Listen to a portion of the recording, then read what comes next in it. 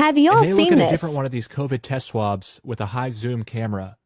Or maybe that's a microscope, I'm not exactly sure. But it looks so much different than a cotton swab, which they also do a comparison to. It looks like a toothbrush or something. All of these different strands sticking out. What are these strands? And it gets even more concerning when they apply it to a little slab of meat. These strands appear to be sharp and rigid. And there's one of our little black fibers, which we've been examining in other videos as well. But in this video, I want to focus on these white shards that are sticking out from this test swab. And watch what happens when they rub it up against some meat.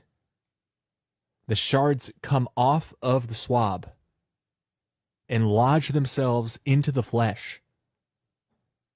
You can see them poking out, being left behind.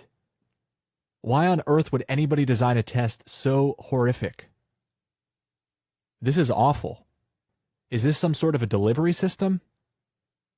Is this designed to agitate people's flesh? Remember, they're sticking these swabs up people's noses, twisting them around, and leaving them in contact with that soft, fleshy part of the inner nose for an extended period of time.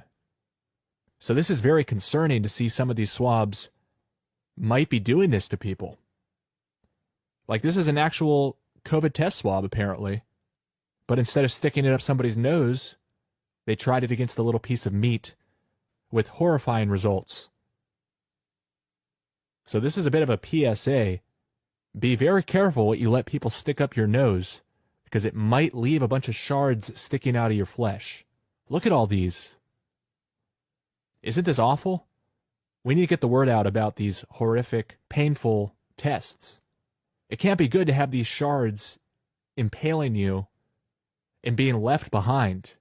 And I also recommend you check out this video in the description. The narrator makes some very interesting points. But I want to give a big shout out to Sarah A. and Ubiquitum for doing some experiments and publishing the results on the internet. And please go check out their videos and subscribe.